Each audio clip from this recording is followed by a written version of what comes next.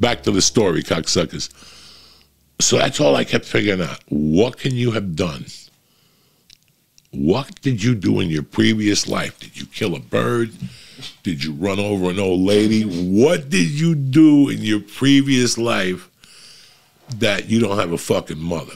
It took me about a month to get the courage up, and I had to call her up like a man and go, Colleen, you know, I really enjoyed dating you. When I said that, she goes, what are you talking about? And she wasn't a pain in the ass. She wasn't anything. She was a sweet, loving little Irish girl. Those are the only girls that ever dated me. She had freckles. She had red hair. She was fucking beautiful. But, man, I could not come to terms with her not having a mother. And I tried everything I could. I mean, I was 13. Fucking hormones were raging. And that's what she kept talking to me about. Like, are we ever going to have sex? What are we going to do? And I'm like, not fucking never. And we graduated the 8th grade, and I never saw her again. I made it a point not to ever see her again. Like, they would have little parties and invite my friends, and they'd say, hey, you got invited. I'm not going down there. That fucking girl don't have a mother. I'm like, fuck you. I'm not going around that fucking girl. And in a way, it made me appreciate my mother a lot more. Like, I went home that day and, like, I didn't say nothing to my mom. But I was like, how the fuck can your mother die? I could not get over it. And when I called her, I even felt worse because she started crying. And she was like, I don't know why you're doing this. And I could never tell her, because you don't have a fucking mother. I could never, ever fucking tell her that. And then that was, you know, May of 78, maybe April of 78. We both graduated in June. I didn't see her again. I think she checked in with me when I got back from 5-star camp. You know, like, how did it go? I'm cheering for you for the freshman team, because that's what I told her. I got to get ready for the freshman team. I'm fucking starting next year. I got no time to be fucking holding hands, talking about your dead mother. I did not. I'm telling you guys, it fucking killed me. So you figure that was 78. You know, I had forgotten about her.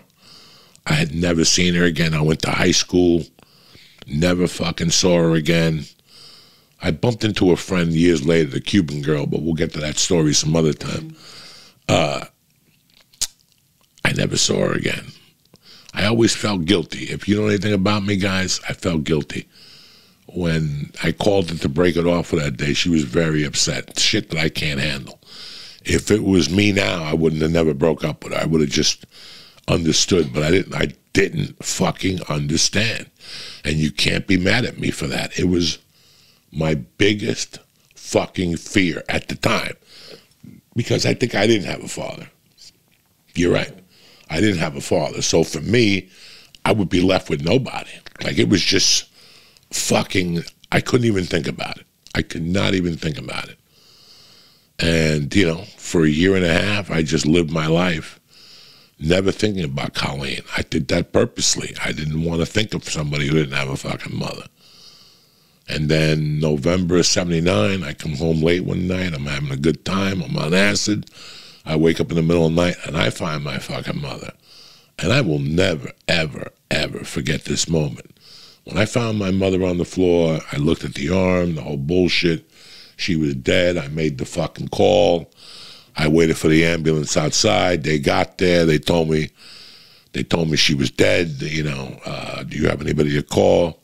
I was like, yeah. And I'll never forget that as she was pulling away, like as the ambulance was pulling away, Colleen's thought came to my fucking head. Like that, you know, I was so busy with my mother and this and that and the cops and, you know, finding paperwork and her license and whatever the fuck I was looking for, that I remember sitting on those steps and I thought of Colleen and I just dropped. I just fucking dropped. And I was like, holy shit, this has come full fucking circle, you know. You know, I didn't know. I should have called her then. I was too busy with my own fucking grief. But I always thought about it. I thought about her a lot for years, how maybe, even maybe thinking about that death brought death to my house. But all that is bullshit. We all know that when your bingo number comes up, cocksuckers, your bingo number comes up. You could drink all the turmeric you want and fucking olive oil and fucking all the vegan shit you want. You know, when God decides, when your bingo number comes up, all that pomegranate juice, they don't give a fuck. You know what I'm saying? All those laps you ran, nothing matters after that. You know, so I felt guilty about Colleen for years that I did that to her. I mean, that, I think in my world, that's the worst fucking crime I've ever done in my fucking life. I stopped being a girl's friend because she didn't have a mother. How disgusting is that? And now there I was 2 years later with no fucking mother. And for years I thought about Colleen, you know. So about, I don't know, maybe 5 years ago, one night I was high on whatever the fuck I was on. And I looked her up on Facebook, and there she was. She's still beautiful. If I'm 60, she's got to be like 58. Real pretty face. She's married. One of her kids is not well. One of her sons is not well.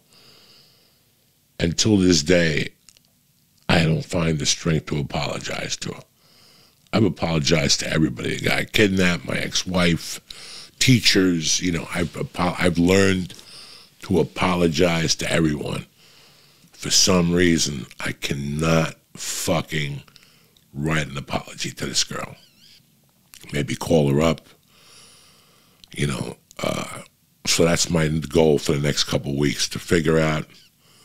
That'll be full circle for me. I got to figure out how to apologize. And she doesn't even fucking know.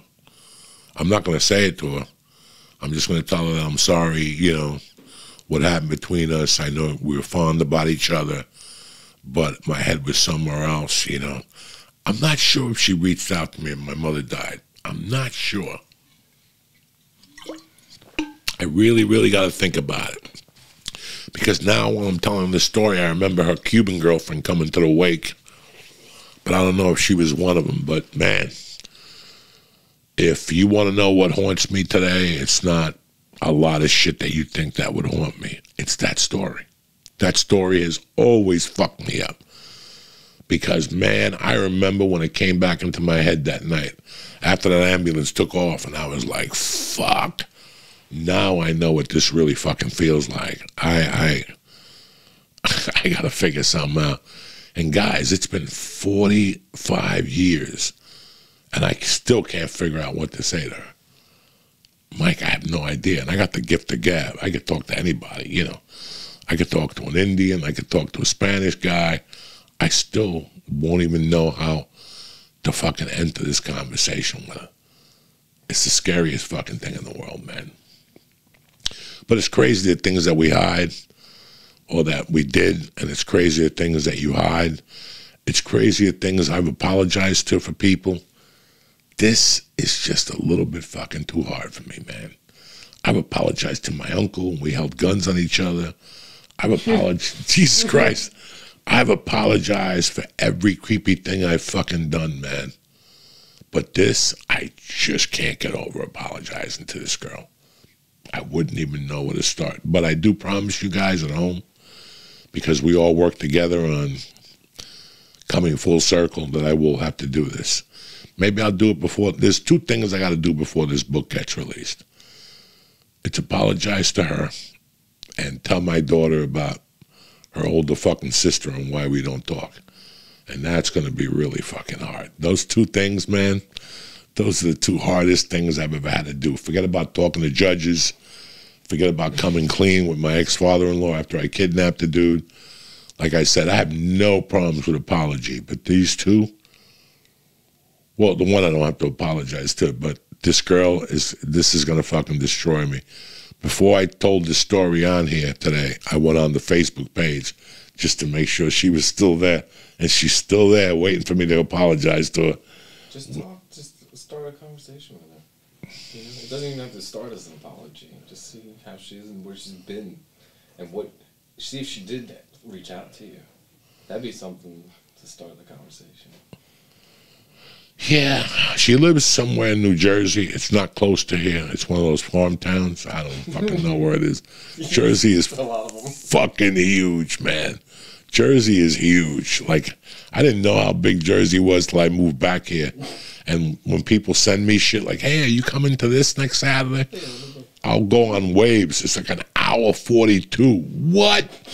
It's like that night I was going to go see Rudy in Vineland. Yeah. It was like an hour 20 or some shit like that. I'm like, I'm not fucking driving no hour 20.